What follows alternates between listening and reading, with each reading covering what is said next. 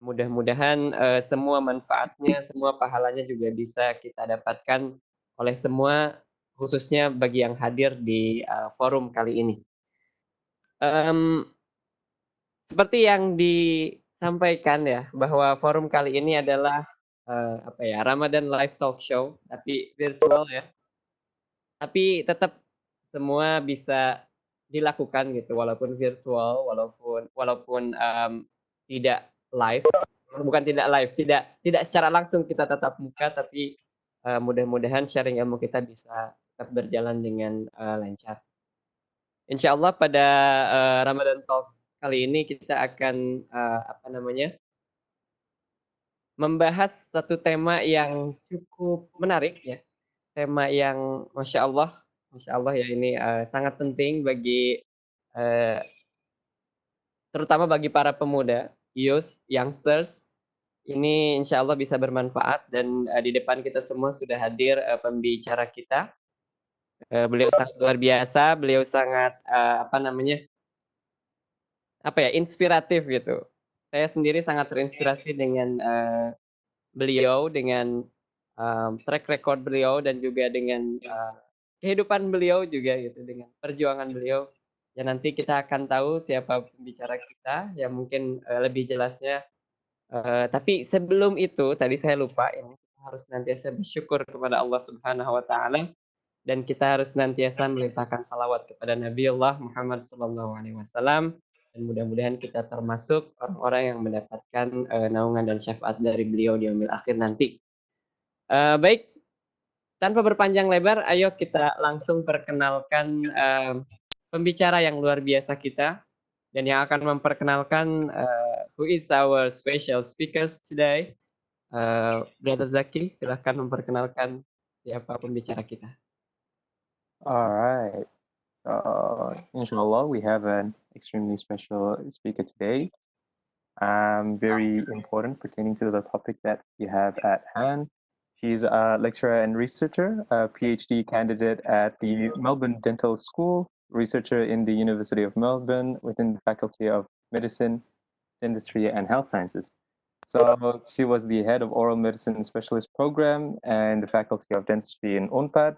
But most importantly, for today's topic, she is an empowered woman and she is a mother.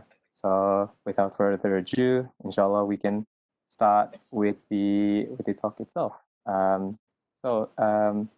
Ibu Fitri, what is an empowered woman in your opinion? Assalamualaikum warahmatullahi wabarakatuh. Kang Wahid, Kang Zaki, Akang aja ya. Juga semua yang hadir.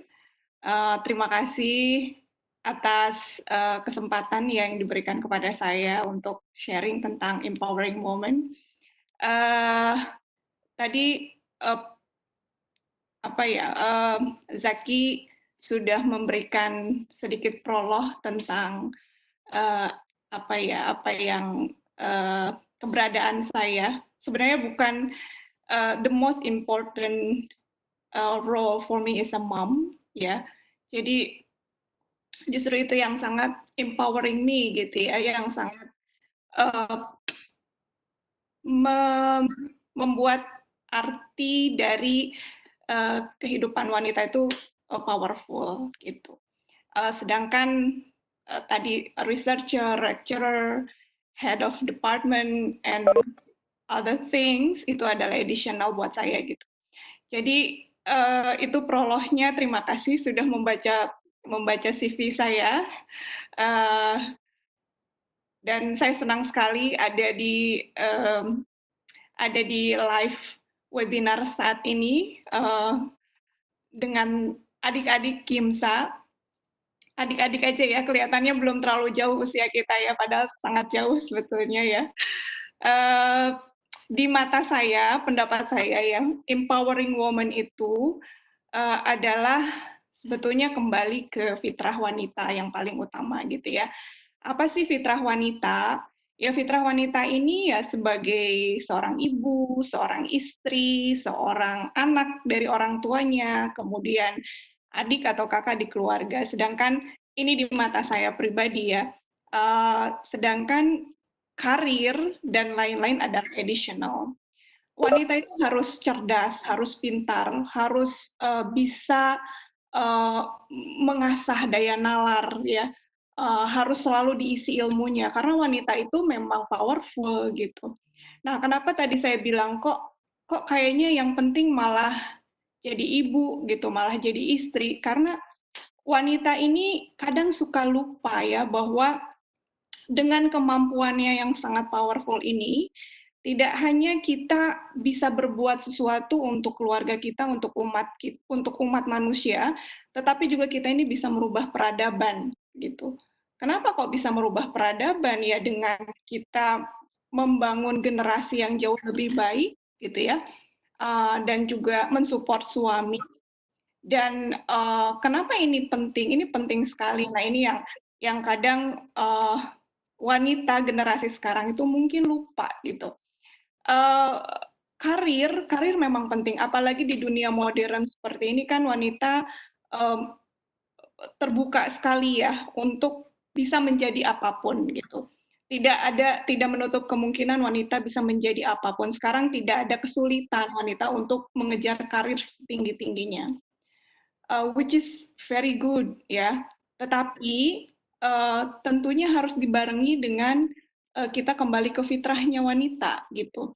Justru dengan kita kembali ke fitrahnya wanita, justru akan lebih mengempower tugas-tugas kita yang di luar, additional. Jadi bukan kebalik, tugas utamanya misalnya saya sebagai lecturer adalah the most important thing in my life, bukan itu. The most important thing in my life is to be a mom, gitu ya. Dan bahkan dengan menetapkan skala prioritas as a mom, justru saya bahkan bisa berprestasi sebagai head of department, berprestasi menjadi satu research di Asia, Afrika, Australia, New Zealand gitu ya, without neglecting my part as a mom. Justru mungkin karena doa anak-anak saya, ya karena memang anak-anak saya ikhlas begitu ya. Nah itu mungkin sedikit prolog bagaimana mengempowering women in my thought gitu, in my opinion. Masya Allah. Prolog yang sangat menarik ya. Nah ini biasanya tuh ada pertanyaan yang apa ya, yang menjadi ini ya, menjadi pertanyaan gitu bagi para perempuan gitu. Nah ini kan ketika berbicara seorang ibu gitu, seorang ibu, kemudian seorang istri, seorang anak itu kan peran-peran wanita.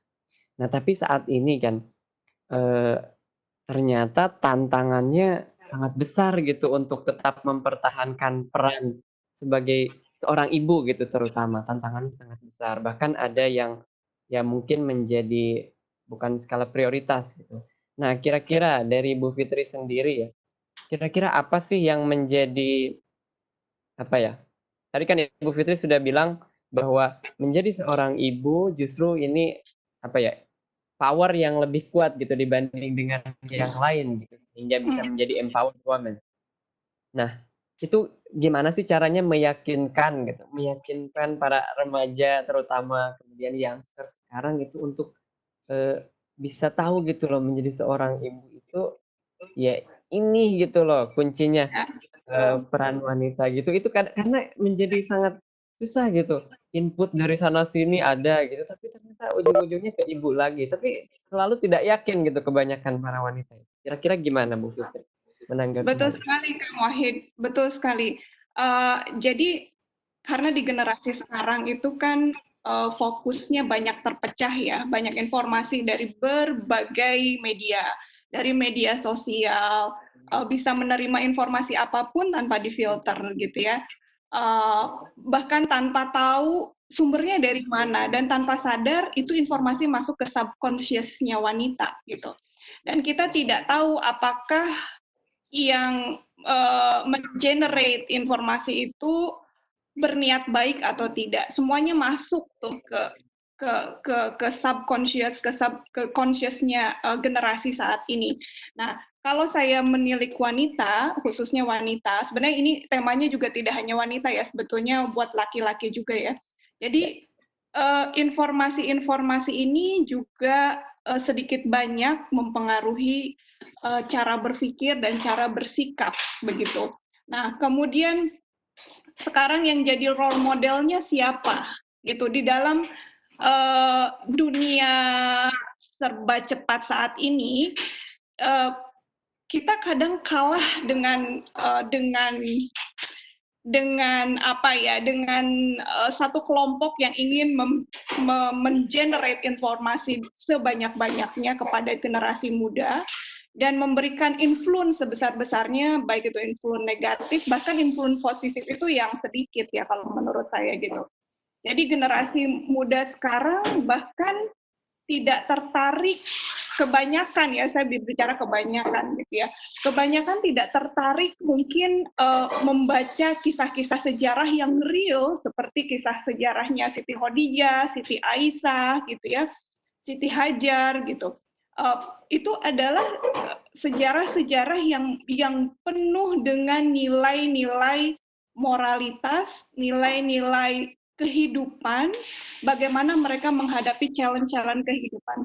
Karena pada kenyataannya kita ini kan menghadapi real life ya, day by day. Dan seperti saya pernah cerita sama Kang Wahid dan Kang Zaki, bahwa history itu kan repeated gitu, diulang-diulang. Tetapi cerita-cerita yang luar biasa bisa memberikan impact terhadap wanita, ini dibuat tidak menarik gitu ya. Seorang Siti Khadijah aja, beliau seorang yang cerdas dan businesswoman gitu.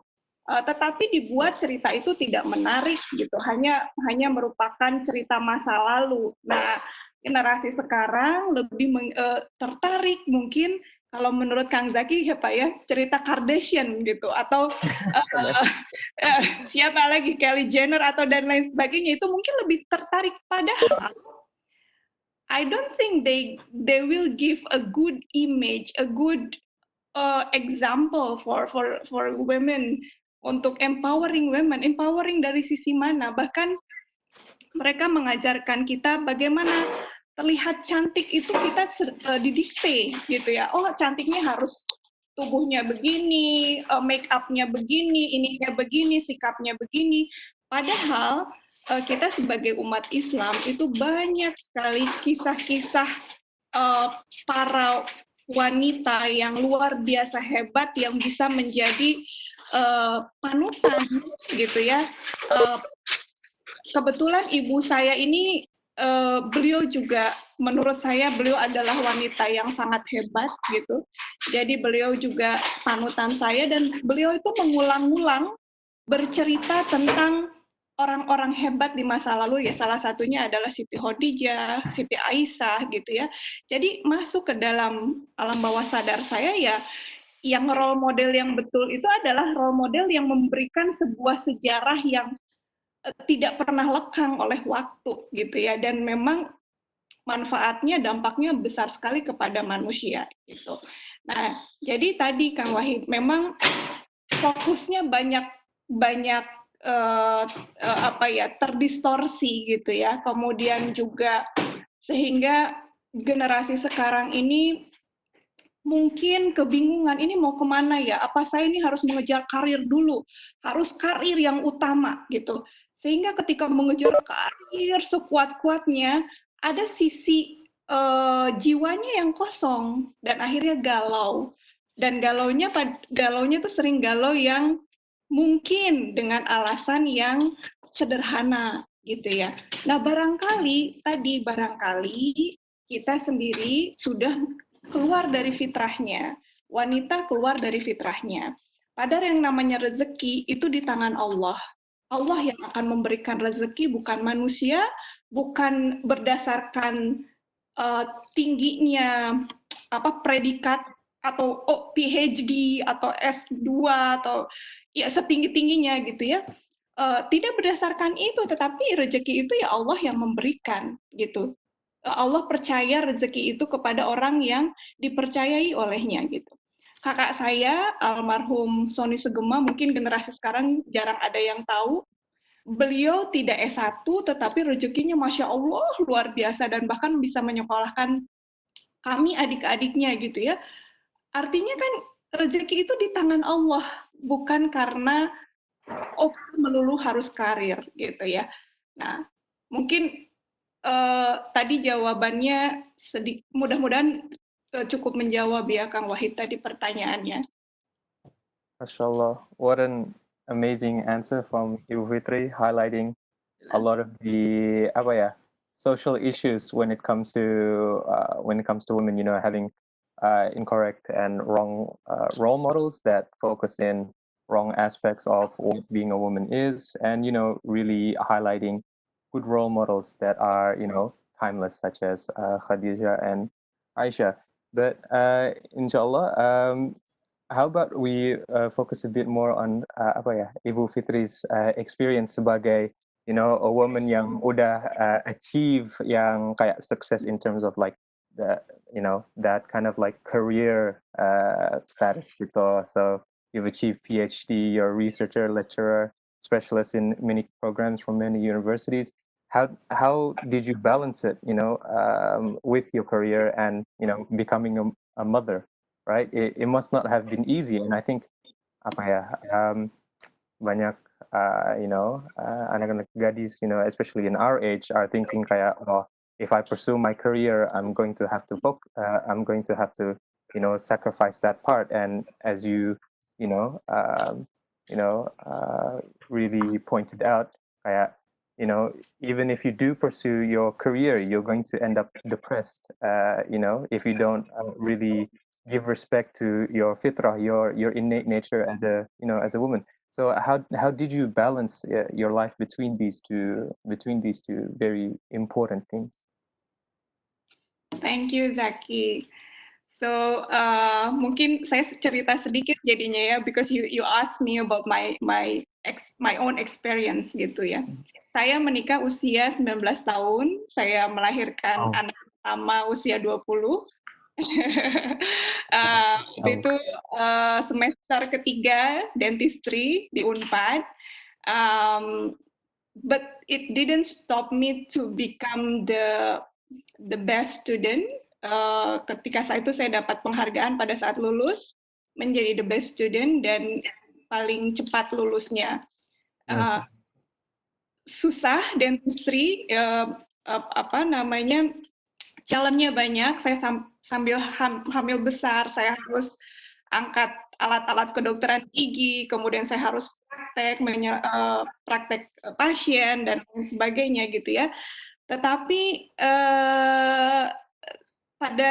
sejak saat itu pun saya merasa bahwa anak-anak yang saya kandung, saya lulus FKG itu sudah punya anak 2. Jadi anak saya yang kedua lahir pada saat saya sedang menyelesaikan skripsi. Nah, saya merasa bahwa anak-anak saya ini yang menjadi pemicu saya untuk cepat menyelesaikan dentistry gitu pada saat itu. Saya ingat pada saat ujian sambil menyusui, belajar sambil menyusui gitu ya, sambil jadi artinya dan tentunya atas izin suami ya, karena itu kan tentu atas keikhlasan suami juga pada saat itu. Jadi tidak ada yang bisa ibaratnya menjadi penghalang kalau kita merasa bahwa kita yakin bahwa apa yang kita lakukan ini adalah hal yang baik. Menuntut ilmu adalah jihad, mempunyai anak adalah jihad yang utama, dan menuntut ilmu pun adalah jihad gitu ya. Jadi walaupun banyak challenge-nya, saya nggak akan bilang penderitaan ya, karena kalau penderitaan jadi negatif ya. Banyak challenge-nya dalam mengurus anak, dalam sambil kuliah, tetapi challenge-nya itu dimaknai dengan hal yang positif gitu ya. Mungkin orang lain tidurnya lebih lama, tetapi saya tidak punya waktu yang terlalu banyak, tetapi barangkali di situ apa ya, keberkahan Allah yang Allah berikan kepada saya gitu. Jadi entah bagaimana, saya juga wallahu alam, saya pikir nih Allah saja, kasih sayang Allah gitu ya. Saya bisa menyerap pelajaran lebih cepat dengan sambil menyusui anak, sambil ngurus mereka gitu ya, dan bisa lulus juga cepat gitu. Begitupun pada saat saya S2, saya bawa anak-anak saya ke Jakarta karena S1 saya di Bandung, S2 saya di UI. Begitupun pas di Jakarta pun begitu, saya tidak mau kehilangan momen sedikit pun dengan anak-anak gitu ya, karena anak-anak adalah sangat penting buat saya karena tidak akan terulang waktu itu gitu ya, dan peran ibu tuh sangat penting sekali. Kemudian pada saat PhD di Australia pun saya boyong anak-anak saya tiga-tiganya ke sini gitu, karena saya pikir akan berapa lama lagi ya saya serumah dengan mereka. Nanti kan mereka menikah, punya anak dan lain sebagainya. Artinya kan ini momen-momen yang sangat penting untuk pembentukan akhlak terutama ya. Kalau buat saya akhlak dulu gitu. Yang paling utama sampai mereka betul-betul bahkan bisa bermanfaat untuk dirinya dan untuk orang banyak gitu. Jadi justru menurut saya ya, keberkahan-keberkahan dan kasih sayang Allah itu saya dapatkan ketika saya melakukan ini dengan penuh rasa cinta kasih gitu, penuh dengan rasa syukur, walaupun challenge-nya sangat besar. Apalagi PhD di Australia, di Melbourne, dengan yang beda dengan sistem di Indonesia, luar biasa challenge-nya PhD di sini, tetapi alhamdulillah Allah selalu memberikan hadiah-hadiah yang buat saya merasa bahwa yang pinter tuh banyak gitu ya, tetapi Allah tuh kasih terus hadiah gitu. Salah satu contohnya yang paling dekat kemarin November, saya jadi juara 1 kategori researcher untuk Asia Pacific and Australia New Zealand region gitu, dan bahkan saya mewakili Australia untuk kompetisi worldwide di Amerika. Kemarin harusnya pergi ke Amerika tetapi karena COVID-19 jadi di cancel. Jadi artinya saya pikir banyak sekali yang pintar dan bahasa Inggrisnya jauh lebih fasih dibanding saya gitu ya. Tetapi ini pasti karena kasih sayang Allah, keberkahan Allah, karena Allah akan memberikan hadiah-hadiah yang tidak terduga gitu. Ketika kita ya melakukan yang memang sesuai yang Allah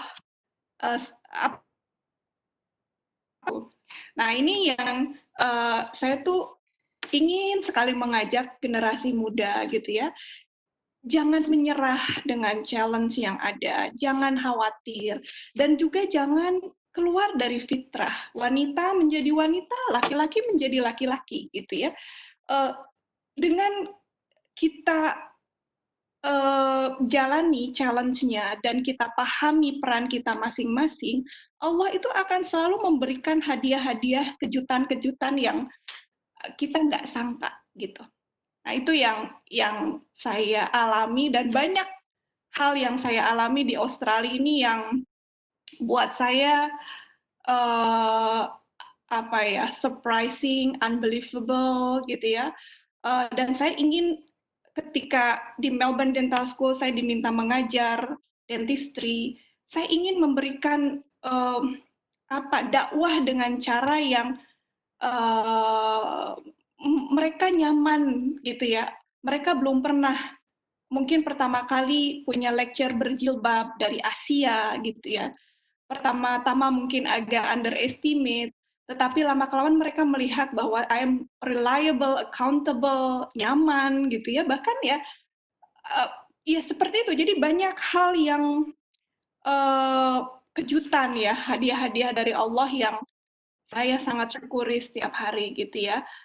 Mungkin menurut analisa saya, mungkin barangkali karena memang anak saya ikhlas, saya sekolah ditinggalkan ketika research harus sampai malam gitu ya, dan bahkan mereka mensupport, dan juga doa-doa dari keluarga dan lain sebagainya ya. Mungkin itu yang ingin saya sharingkan untuk generasi muda. Wah, Masya Allah. Ininya apa ya, sangat inspiratif ya. Bagaimana ternyata dari satu power melahirkan power-power yang lain. Intinya tidak lupa kembali kepada fitrah. Jadi kalau yang laki-laki kembali ke laki-laki, yang perempuan kembali ke perempuan. Terus tadi juga yang saya highlight di sini, eee, Bu Fitri ini ya, beliau sangat memperhatikan apa ya, karakter, apa ya, adab, akhlak, itu yang paling penting gitu, terutama terhadap anak-anaknya gitu. Ya mudah-mudahan nanti ini para calon bapak, yang sudah jadi bapak ataupun yang mau jadi bapak, yang sedang berusaha menjadi orang yang lebih baik supaya bisa menjadi bapak yang baik, ini bisa menjadi contoh juga ya. Jadi tidak hanya ibu ya. Di sini bapak-bapak juga harus mencontoh nih, calon bapak juga harus mencontoh bagaimana mengajarkan akhlak gitu pada anak-anaknya dan ini penting. Dan tadi yang saya highlight di sini juga bagaimana Bu Fitri ini bisa, apa namanya, menghadapi semua challenge-nya dengan tidak meninggalkan tugasnya sebagai seorang ibu, gitu. Jadi, eee, buat teman-teman di sini yang calon ibu atau yang sudah menjadi ibu, ini juga jangan menjadi hal yang, apa ya, sesuatu yang membuat teman-teman ini takut gitu untuk menjadi seorang ibu, gitu. Betul. Jadi, menjadi seorang ibu tidak menjadikan penghalang supaya kita untuk meraih, apa namanya, cita-cita kita gitu. Nah, ini sangat penting ini di sini. Ini saya akan sedikit, memberikan apa ya, gambaran bagaimana tadi kan kita belum, apa namanya, memperlihatkan gitu, wanita-wanita di zaman Rasulullah, itu ternyata banyak sekali gitu orang-orang yang, mereka itu punya peran penting gitu. Nah ini saja mungkin yang, jarang kita ketahui, baik yang laki-laki ataupun yang perempuan. Teman-teman yang, perempuan mungkin bisa mencoba lebih menggali lagi.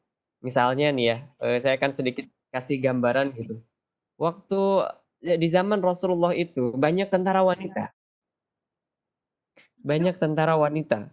Ada Ghazalah Al-Hurriyah, ada Nusaybah binti Ka'ab, ada Juwairiyah binti Abu Sufyan, ada Khawlah binti Azwar, dan sebagainya. Itu tentara. Itu jadi kalau misalnya dibilang Islam ini sangat, apa namanya, tidak adil terhadap emansipasi wanita, tidak.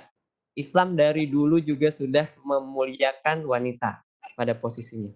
Ada yang perawat mungkin, seperti di sini ada yang gabung juga mungkin ada yang perawat gitu. Perawat dari dulu sudah ada, pada saat perang itu Rasulullah itu banyak sekali perawat, ada dokternya, kemudian ada juga pakar hadis, itu perempuan banyak, ada yang penyair, pembuat puisi, ada yang ahli orasi juga.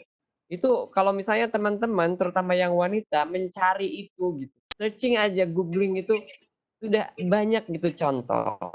Ya jadi itulah contoh-contoh wanita-wanita yang mengukir sejarah gitu dan tidak lekang oleh waktu gitu sejarahnya. Ya mudah-mudahan ini bisa menjadi sedikit informasi.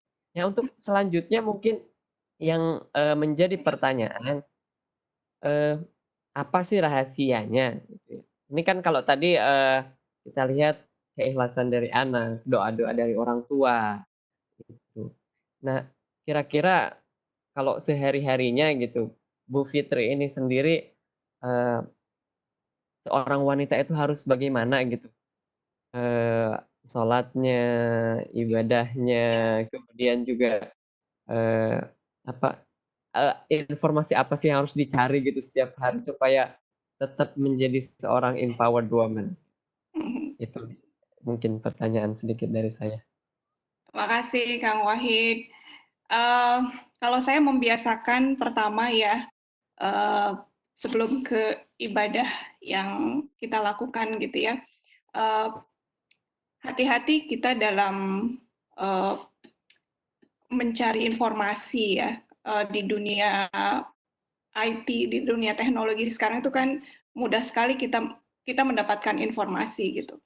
Hati-hati apa yang diklik, apa yang dibaca itu tuh akan masuk ke dalam relung otak, ke dalam relung jiwa kita dan kita tidak sadari mengikuti gitu ya dan, mengiyahkan gitu. Awalnya nggak suka, tapi lama-lama akhirnya iya, mengiyahkan, mengamini gitu. Nah ini hati-hati, ketika kita, mmm, membuka media sosial atau informasi-informasi ini akan sedikit banyak mempengaruhi wanita gitu ya.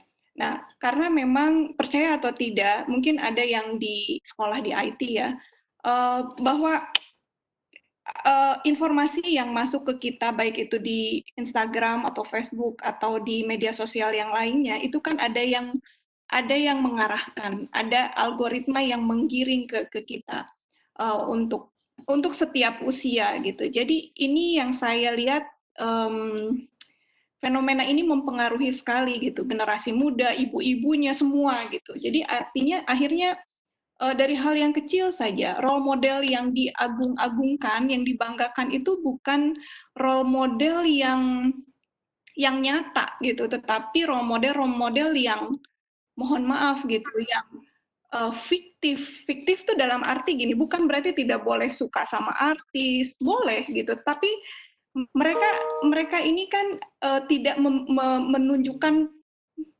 apa ya, peran nyata dalam kehidupan sehari-hari, tidak seperti Nabi Muhammad SAW, para nabi, para istri nabi itu yang betul-betul menunjukkan perannya, dampaknya kepada umat manusia gitu ya. Sehingga karena role modelnya salah, akhirnya banyak kegalauan yang tadi yang tidak perlu gitu. Mulai dari kegalauan memilih suami, memilih pacar, aduh saya kalau nggak punya pacar kayaknya galau sekali.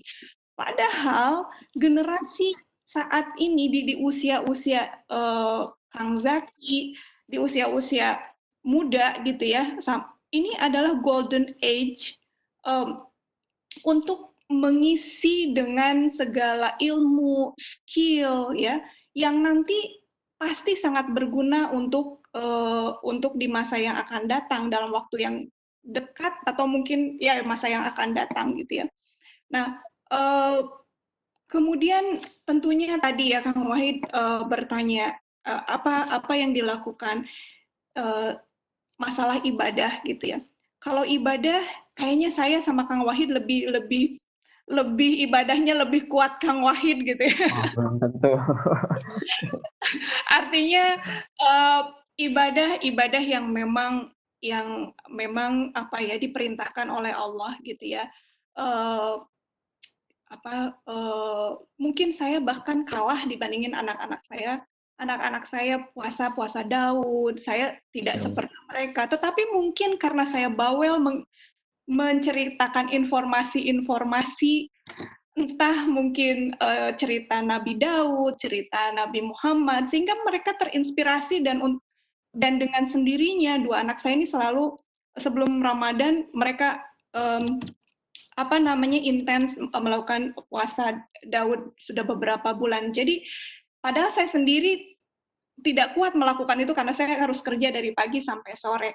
Tetapi inilah powernya seorang ibu gitu. Dari mulut ibu, dari mulut wanita, ini bisa kita mengarahkan anak kita untuk hal yang positif atau yang negatif, saking powerfulnya. Kita bisa membuat misalnya ya, nauzubillah min dzalik, mengarahkan anak kita untuk membenci seseorang atau tidak suka sama orang atau memang menyukai seseorang gitu ya atau menyukai sesuatu. Saking powerfulnya wanita, karena wanita itu dengan kelembutannya, dengan kasih sayangnya bisa masuk informasi dari mulutnya ke relung yang paling dalam. Nah, ini saking powernya wanita. Nah, cuman tadi wanita itu kadang suka lupa potensinya. Jadi lupa bahwa potensinya itu sangat dahsyat, sangat kuat gitu. Bahkan sekarang ini ada fenomena yang diarahkan bahwa lebih baik tidak punya anak gitu ya.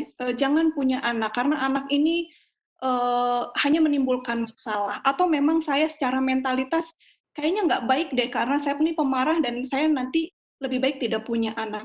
Masya Allah, subhanallah ya, nauzubillahi min dzalik. Padahal Rasul mengarahkan ya, Rasul itu menganjurkan umatnya untuk memiliki anak. Ini kalau punya anak, kita akan belajar memperbaiki diri kita mau tidak mau. Saya mungkin yang sebelum punya anak emosional sekali barangkali, tetapi karena punya anak day by day saya dilatih skill saya untuk sabar, untuk paham. Tadinya saya nggak bisa masak, belajar karena ingin menyenangkan anak, saya belajar masak. Jadi bukan kebalik gitu. Justru kita kadang sok tahu dengan apa ya, dengan hal-hal yang sebetulnya sudah termaktub dalam Quran, di dalam hadis, sudah banyak sekali informasi untuk kita para wanita, laki-laki juga gitu ya. Tetapi kita ini mencoba memakai, nalar dan melihat, oh ini evidence-nya dari para peneliti-peneliti barat yang menurut saya peneliti, saya udah 17 tahun meneliti gitu ya, yang, mmm apa kita bisa menentukan validitasnya? Tidak, gitu kan. Dari mana kita bisa tahu bahwa ini adalah valid? Oh, dari WHO. Apakah kita bisa tahu WHO ini berkata benar? Tidak juga, ya kan? Jadi artinya kenapa kita tidak berpegang teguh pada Al-Quran saja yang sudah jelas 1400 tahun terjaga kemurniannya dan kebenarannya. Itu adalah satu research yang begitu kuat, evidence yang begitu kuat gitu. Tapi kadang ini diarahkan generasi sekarang ini untuk meninggalkan Al-Quran, ya. Ketika meninggalkan Al-Quran, justru meninggalkan kesuksesan gitu loh. Meninggalkan kesuksesan apa? Kesuksesan dunia dan akhirat. Jadi disangkanya kalau kita belajar Quran, oh yang kita dapatkan adalah kesuksesan akhirat aja. Salah gitu. Dengan belajar Al-Quran justru diajarkan sukses di dunia juga. Mau apa sih? Mau kaya, mau sukses, karirnya setinggi apapun, mau apa? Mau sehat, mau sehat jiwa raga. Quran itu asyifa. Jadi memang dibuat bingung gitu bahwa memang kalau belajar Al-Quran ini kayaknya hanya untuk persiapan nanti kalau sudah tua, kalau sudah mau meninggal, kita belajar Quran. Kebalik gitu. Andaikan anak muda dari kecil sudah belajar Quran, hasilnya bagaimana? Hasilnya kayak Al-Fatih. Al-Fatih bisa conquer 3 benua di usia 21 ya Kang Wahid kalau nggak salah. Di usia 21 tahun. Di usia yang sangat muda. Kenapa? Dia nggak pernah lepas tahajud, mungkin puasa juga gitu ya. Tidak meninggalkan Al-Quran, dia benar-benar mempelajari step by step kehidupan itu dengan pegangannya Al-Quran. Justru suksesnya karena di situ gitu. Nah, sedihnya generasi sekarang ini ingin dijauhkan dari Quran, entah oleh siapa, entah oleh institusi tertentu, entah oleh siapalah ya gitu ya. Tetapi ini kenyataannya seperti itu. Generasi muslim saat ini baik wanita maupun pria lebih suka role model yang ke barat-baratan. Padahal salah satu contoh aja ya, padahal orang barat ya, sekarang orang bule, banyak yang mencoba ingin puasa karena mereka mulai tahu bahwa manfaat puasa itu bagus untuk kesehatan. Mereka cobalah intermittent fasting. Padahal di dalam Islam sudah dianjurkan puasa Senin Kemis, puasa Nabi Daud gitu ya. Ini apa? Ini udah dari 1400 tahun yang lalu. Tetapi orang generasi sekarang ini ya itu tadi karena salah klik, salah cari role model, salah informasi yang terserapnya pun salah, akhirnya pergaulan salah, sehingga banyak kegalauan-kegalauan dan cari kebahagiaan yang sebenarnya tidak membahagiakan karena hidupnya nggak berkah karena keluar dari fitrah, jauh dari fitrah dan jauh dari Al-Quran gitu. Nah itu yang saya sering cerita pada anak saya, harus kembali ke Al-Quran kalau mau sukses muda. Contohnya harus betul-betul role modelnya harus betul-betul orang yang memang memberikan dampak yang nyata dan tidak lekang waktu gitu ya. Bukan karena orang itu dibayar, terkenal karena dibayar, itu akan lekang waktu. Siapa sih? Elvis Presley, Michael Jackson, itu lekang waktu. Ya kan? Karena entertainer gitu ya. Akan ada masa-masanya orang tidak suka lagi dengan entertain itu. Tetapi kalau yang tidak lekang waktu, waktu, penemu-penemu muslim yang tidak lekang waktu gitu ya, namanya tetap ada di situ. Kenapa kita tidak mencontohnya dan tidak akan jadi galau gitu. Karena sebetulnya jiwanya juga berteriak, jiwanya itu bingung, gelisah gitu. Saya pengen begini, saya pengen begitu, tetapi kok bertentangan gitu. Ada apa dengan diri saya? Nah, ini yang kegalauan-kegalauan ini yang sepertinya sedang banyak terjadi di generasi muda gitu ya. Tidak menutup kemungkinan juga generasi yang sudah older, lebih tua gitu. MashaAllah, that is an extremely fantastic answer. Really highlighting that this talk is also important for our, male participants. Please don't be afraid of having kids because having kids is barakah. It's a blessing that will push you to become better people, and definitely when you do the correct things that Allah has set forth for you, when you complete your fulfillments, inshallah you'll become the best that you will be. Inshallah, we have another question from the audience. So one of the question is, gimana caranya tante sendiri stay grounded and humble when you have achieved so much? So That's a nice question. Thank you. Caranya gimana ya? Caranya merasa bahwa yang Allah titipkan itu bukan punya kita ya. Kecerdasan, kemudian achievement itu karena memang saya dapatkan karena memang Allah lagi sayang sama saya gitu. Jadi bukan karena kecerdasan saya, bukan karena kerja keras saya. Walaupun kita tahu ya bahwa dalam Islam itu action is total action is required gitu ya. Untuk mencapai segala sesuatu tuh kita nggak usah tidak perlu mempertanyakan lagi bahwa total action berjuang itu harus 100% gitu. Tetapi banyak yang berjuang habis-habisan, yang gila-gilaan, tetapi tidak achieve juga gitu ya, tidak mencapai achievement gitu. Ada yang kerja keras dari pagi sampai pagi lagi, uangnya segitu-segitu juga, atau tidak mendapatkan achievement apa-apa. Jadi artinya bagaimana to stay grounded ya, karena merasa ya ini semua milik Allah, bukan milik kita gitu. Kita dipercaya dan masih mau nggak terus dipercaya sama Allah, berarti harus menjaga, memaintain itu gitu. Ya mungkin sampai ketika saya mendapatkan achievement yang terakhir itu yang kemarin, profesor saya bilang it is your hard work gitu. Saya bilang every candidate has done a hard work semua. Jadi ada 11 senior researcher waktu itu kandidatnya, dan seluruh Australia dan New Zealand dan juga Asia Pasifik. Saya yakin mereka PhD yang pilih dari university masing-masing gitu. Jadi kita waktu kemarin itu kompetisi itu, sebelum kompetisi se-Asia Pasifik dan Australia New Zealand, kita kompetisi dulu di lingkungan university. Jadi artinya mereka tuh orang-orang yang juga top dari university-nya gitu.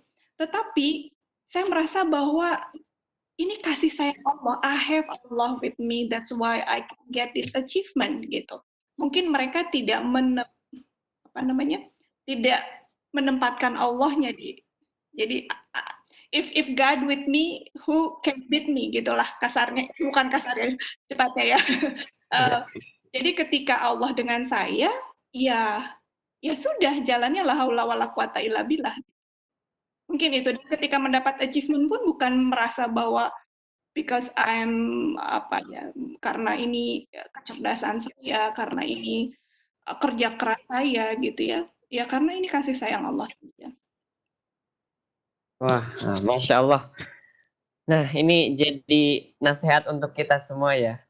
Buat saya, buat Brother Zaki, buat semua eh, peserta talk show ini. Jadi ini jadi apa ya? Introspeksi ya. Jadi pengingat untuk kita bahwa semua achievement itu ada campur tangan Allah di situ. Ada peran Allah di situ. Kita tidak boleh lupa. Nah, kita tidak boleh berpikir bahwa ternyata ini tuh karena saya, karena kerja keras saya, gitu. Supaya kita tetap rendah hati gitu. Rendah hati di depan orang, artinya kita juga rendah hati di depan Allah gitu loh. Nah, makanya ini mungkin sedikit ini ya, sedikit sharing juga ya. Tadi kan Bu Fitri menyampaikan ada total action is required. Nah, ini penting. Ini penting. Jadi kita juga harus menggarisbawahi setelah kita berusaha, kita tawakal. Tapi usaha seperti apa dulu? Nah, ini kalau melihat pencapaian dari Bu Fitri, ini saya yakin sekali bahwa kerja keras atau total action-nya itu ada gitu. Ya kalau misalnya dulu ya ada ulama yang belajar kepada gurunya, bertanya bahwa apa sih sebetulnya usaha maksimal itu sampai di mana gitu. Istilahnya kan mastata'tum, sampai semampumu. Semampumu itu di mana? Nah, sang guru tidak banyak berbicara, tapi sang guru mencontohkan. Mencontohkan. Dia mencontohkan dengan berlari berputar di lapangan.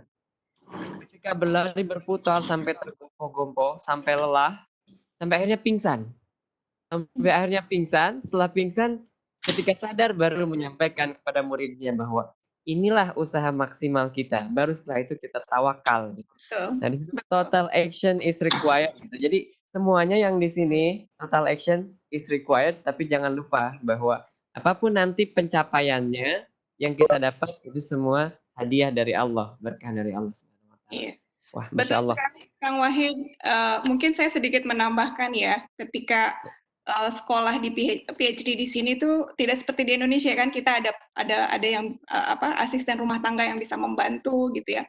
Jadi pagi-pagi saya harus masak, kemudian saya mempersiapkan anak-anak dulu, kemudian saya pergi ke kampus untuk research di lab, kadang sampai jam 12 malam, jam 1 pagi, anak saya jemput, tidur cuman sebentar, subuh harus bangun lagi, dan begitu terus gitu. Jadi artinya ya total action itu memang tidak ada batasnya ya.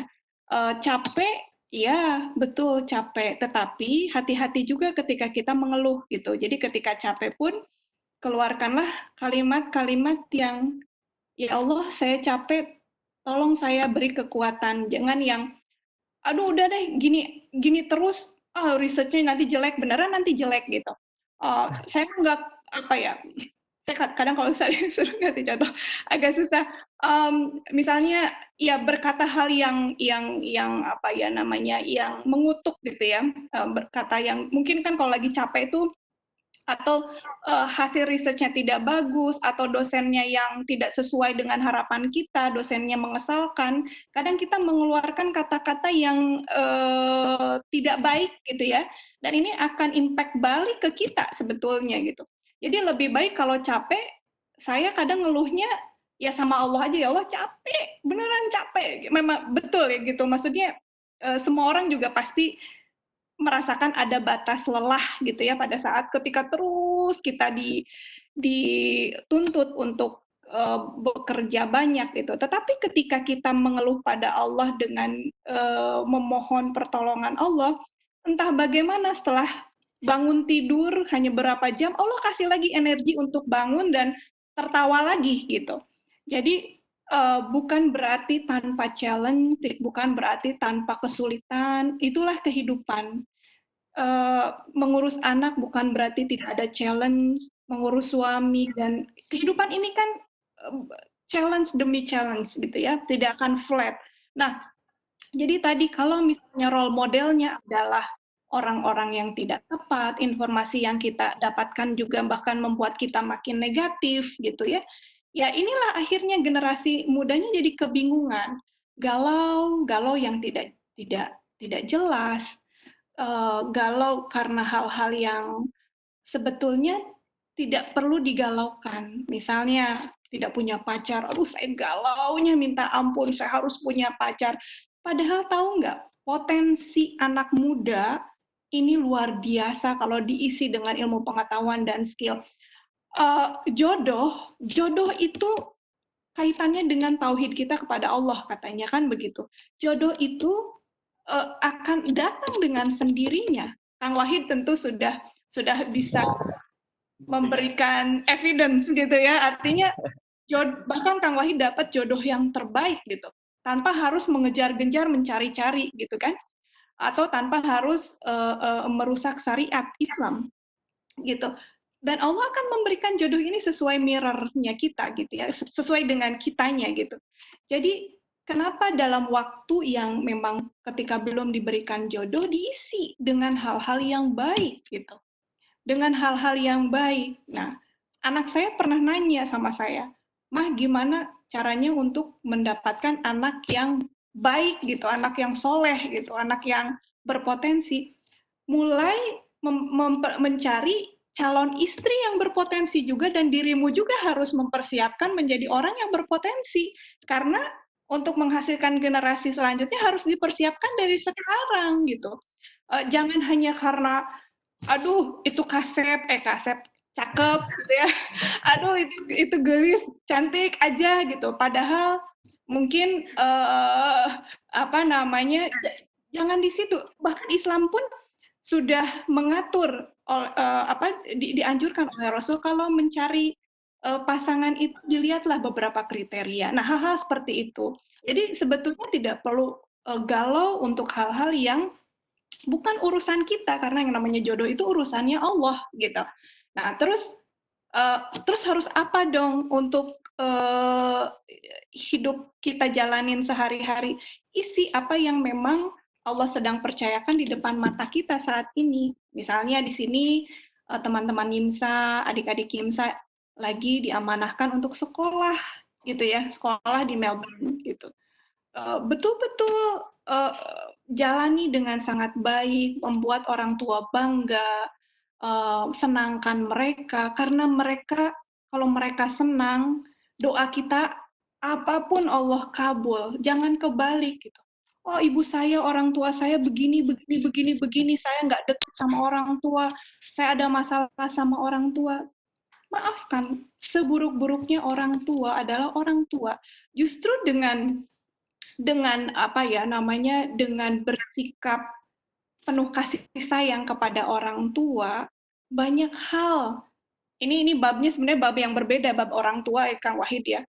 Uh, Justru dengan menurut kepada orang tua, kesuksesan itu terbuka lebar. Nah ini pun sepertinya sedang diarahkan ya zaman sekarang itu diinfluence tidak usah berbakti pada orang tua, tidak usah sopan sama orang tua.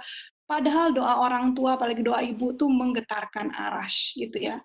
Regardless mereka seperti apa, tetapi itu adalah orang tua. Nah, itu mungkin bab lain ya, Kang Wahid yang perlu kita sharing lagi nih untuk para remaja generasi muda gitu ya. Karena saya melihat dengan mata kepala sendiri, kakak saya almarhum Sony Sukuma itu sangat patuh sama ibu saya dan Allah kasih banyak keberkahan untuk kehidupan beliau. MashaAllah, very well spoken. So remember guys, make sure you choose the correct partner. Make sure you follow the criteria that Islam has set out for you in order for you to have a blessed life and a blessed family, inshallah, blessed children, such as, Ibu Fitri herself, her 3 children. I know personally, in terms of their akhlaq, in terms of their, their aql, they're very smart and they're very, well-mannered people. And alhamdulillah, I'm very honored to be friends with them. So just really nice, inshallah. So, inshallah, maybe we'll have this last question before we go into, inshallah, summary, because, alhamdulillah, we have already talked a lot about, a lot of important aspects and a lot of, very interesting, topics today. Inshallah, maybe one day we can have another session with Ibu Fitri, because I don't think, all this knowledge and, this topic in itself can be spoken in only a short 1 hour series. For me personally, I know when it comes to this, it can be like, hours long series, right? So maybe if Ibu Fitri starts a YouTube channel, maybe subscribe to her if that ever occurs. But in, Thank you. inshallah, we will ask the last question before summary, and I think we did ask this before, but inshallah, maybe in a more practical sense. It's regarding time management, right? So, before, when we ask how did you balance between your life sebagai a successful career woman and, your life as a mother, a lot of it was due to, the blessings that Allah gave, Allah gave you the strength, the energy to, complete both tasks, even though when you think about it, pusing and, really difficult to take care of kids and also study and be a researcher and a lecturer. Allah did give you the time, did give you the quick wittedness and understanding to be able to do both. But in terms of like practicality, so like maybe some of us can adopt it, maybe today, maybe start with like small habits. What are some of the habits atau regimen that lets you have really good time management? How were you able to do everything, and what exactly did you do during that really hard time? Thank you, Zaki. Mungkin disiplin kali ya. Kalau in term of practicalnya, ya tetap kita tuh harus disiplin gitu. Disiplin dengan waktu ya.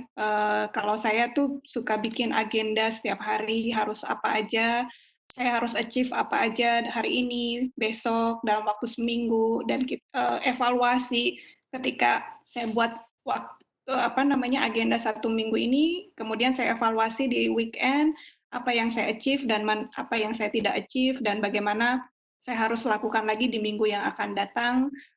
Begitu dan begitu gitu ya. Karena kalau tidak begitu, saya kadang bingung harus mana dulu yang harus saya lakukan.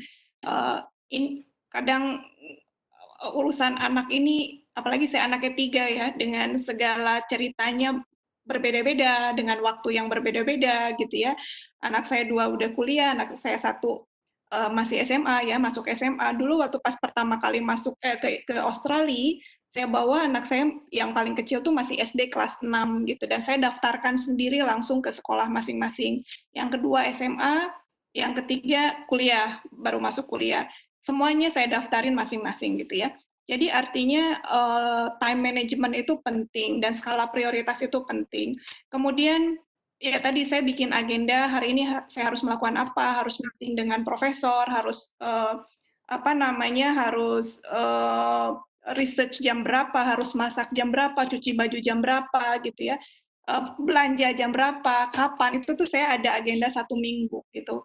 Kalau tidak, ya tentu nanti itu akan mess up gitu ya, dan bingung apa yang harus dilakukan gitu. Tentu dengan melibatkan anak-anak juga gitu ya, karena alhamdulillah anak-anak saya ini pengertian sekali dan sangat support sama ibunya gitu. Disiplin, kemudian ikhlas melakukan gitu ya, karena day by day itu ada saja challenge-challenge yang berbeda gitu yang kita hadapi, baik itu challenge dari dunia ibu ataupun challenge dari dunia PhD student. Untuk yang PhD student pasti tahu bagaimana sulitnya ya kita mengatur waktu dan mengatur pace kita untuk sesuai dengan jadwal gitu. Apalagi di kedokteran, mungkin Zaki juga mau masuk kedokteran ya. Mudah-mudahan ya, amin. Amin. Jadi PhD di kedokteran itu memang very tough gitu. Tahun pertama ini kita harus confirmation, dan ketika confirmation ini kalau gagal ya udah tidak boleh melanjutkan tahun 2, 3 dan 4 gitu ya. Jadi memang kita betul-betul harus bisa mengatur pace kita dan tidak malas belajar gitu. Tidak malas belajar apa yang harus kita pelajari gitu ya. Ya, challenge-nya jadi ibu dan juga jadi student ini luar biasa, terutama ya di Australia. Kalau di Indonesia kita nggak perlu belajar statistik, kita mungkin bisa kasih ke statistician bayar. Di sini tidak. Kita benar-benar we have to be an independent researcher, melakukan riset sendiri, membeli bahan-bahan research sendiri, maksudnya memesan sendiri, kemudian kita melakukan sendiri di lab, tidak ada yang membantu, dan mengolah data sendiri. Itu semua betul-betul harus dipelajari. Jadi artinya harus resilient ya, sabar, resilient, disiplin, bikin time schedule gitu ya. Kemudian ya itu mungkin melakukan itu saja gitu kalau saya. Dan setiap ada kesulitan, ada kelelahan, kegalauan, ya mengeluhnya sama Allah aja gitu. Jadi kalau mengeluh sama Allah tuh, believe it or not, tiba-tiba ada lagi energi yang datang gitu ya. Ketika kita udah lelah sekali, kita mengeluh sama yang punya alam semesta ini kan, ya Allah beri kekuatan, diberi gitu. Ya, believe it or not ya begitu yang saya sudah jalani selama ini gitu ya. Nah, mungkin begitu ya, praktikalnya tidak ada yang spesial, tapi ya, nah, life is about mentality gitu ya, kalau menurut saya ya. Jadi, how resilient you are, seberapa komit terhadap tujuan hidup kita, itu yang akan nanti hasil outcome itu yang akan nanti kita dapatkan gitu, tergantung dari apa yang kita kerjakan begitu. MashaAllah, that's a really perfect answer. Definitely really felt that resilience part in regarding to studying, especially when it comes to certain topics that you don't like, specifically, statistics. I went into, biology, chemistry, and physics, hoping that I do less maths, but, I guess you can't escape maths when it comes to university. Um, Inshallah, we'll go to a short summary before we'll finish up with Kang Wahid. I know some of us here needs to prepare for their iftar, breaking their fast, and I just really like to thank everybody who's come and participated, who's come to listen to Ibu Fitri, and I'd really like to thank Ibu Fitri for having this really important talk. Inshallah, I'll begin the summary. So far, I think she's pointed out that during our age, for women in particular, this is the best time to develop our change, to become the best person that we can be. And in order for us to become the best person that we can be, is it's okay for us to chase our dream, but we should never forget our fitrah. We should never forget our innate nature that Allah has given to us. And if we follow our fitrah, if we fulfill our fitrah while becoming someone young, someone that is very smart and intelligent, pursuing their dreams, we will become someone, inshallah, successful in this dunya and in the akhirah. And the third thing that was pointed out was, I think that is really big, that and very insightful, is the role model aspect. Inshallah, we should become much more careful with the people or the figures that we consider role models. We should more, I think we should be very choosy, very selective with people who we consider role models. So it's time to drop all our social media influencers, and instead we should learn more about Siti Khadijah and Siti Aisha, who at the time at the time of the Jahiliyyah, there were no rights for women, right? So if you were to say which is harder, which life is harder, them or yours. So obviously, their life was considerably much more harder as a woman. So inshallah, in today's age, with the progression of feminism, with the progression of, egalitarianism and equality, inshallah, women do have the opportunity to become, the best and without any inhibition. So inshallah, number 4 is of course the sirah, highlighting the sirah of the Sahaba in the past, and this is, I guess, important for both women and the men here, that we should also focus on our role models here. And it'd be really good for sebagai lelaki to also investigate the sirah of Siti Khadijah and Siti Aisha, because since these are the women that the Prophet regarded as high, these are the women that Allah elevated and said that to take as role models. Inshallah, we can compare maybe our potential partner with these women. How close are they with Siti Khadijah, right? So, and inshallah, the number 5 is, having the correct mentality, right? So you need the correct mentality to push yourself forward. You need the correct mentality to, I guess, to keep you sane, to keep you strong with everything that goes on with life. And inshallah, the number, I think the last thing is that don't be afraid to have children, right? Children Yes. will be, are a blessing from Allah, that they will push you to become the best person that you can be. And I think which also plays into a part of the time management, right?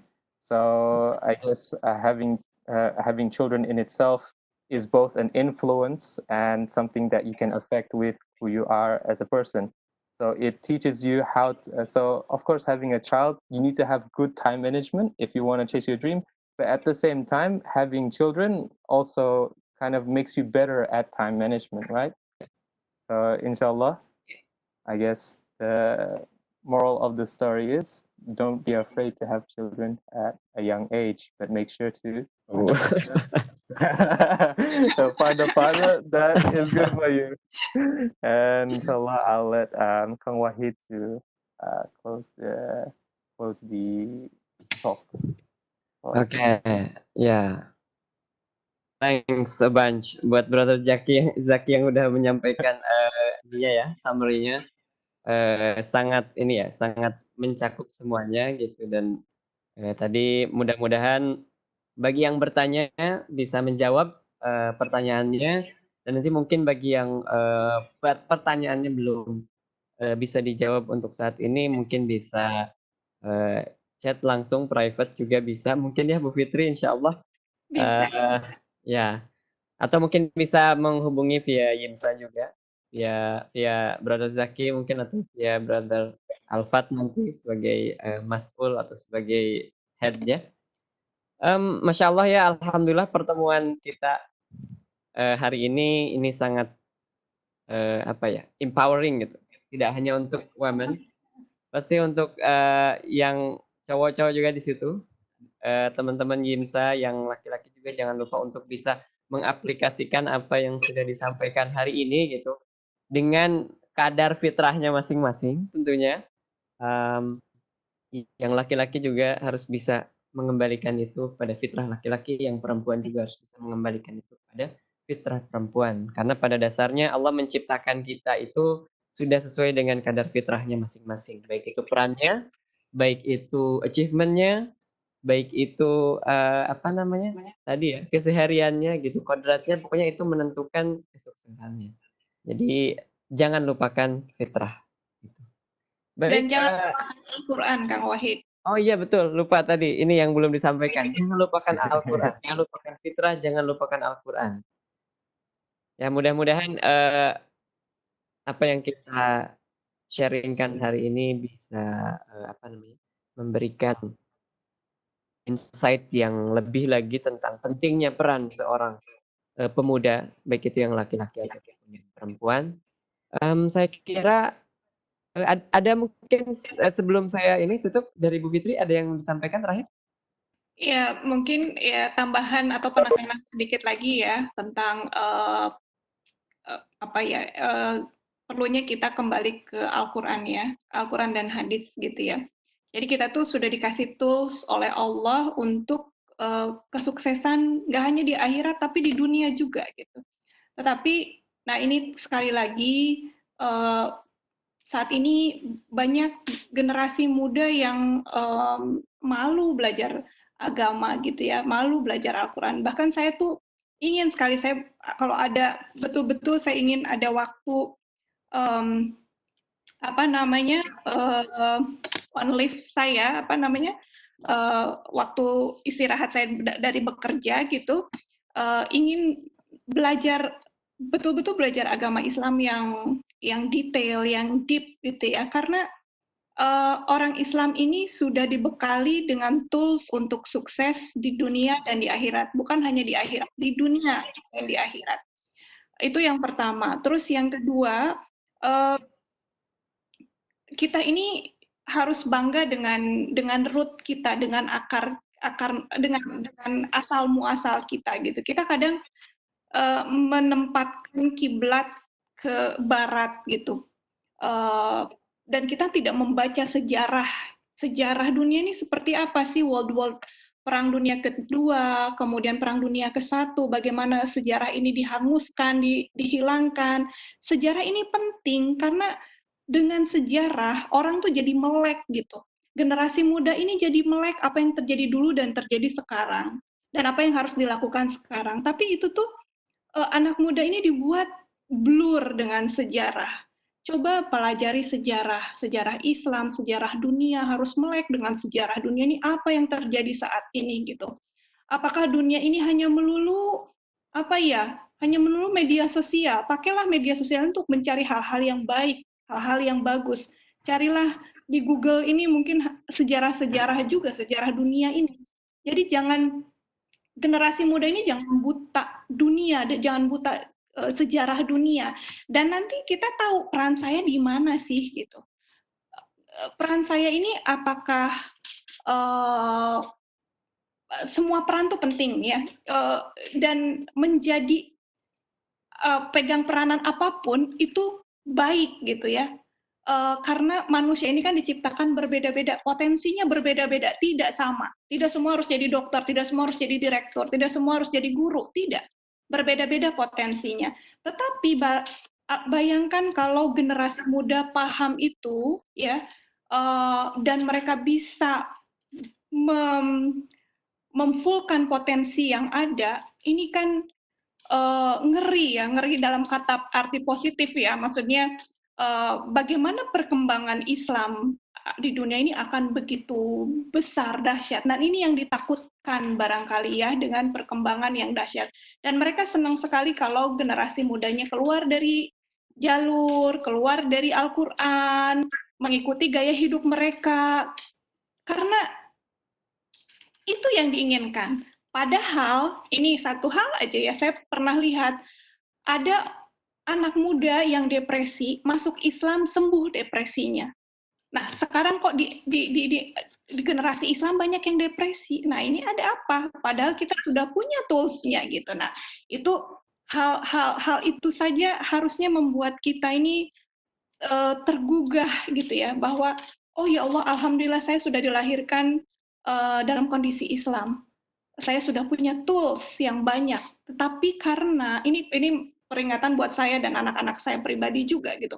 Karena kita suka lupa bahwa tools ini dan kita abaikan, sehingga ya itu tadi, kita jadi galau, kita jadi gelisah, bingung harus kemana,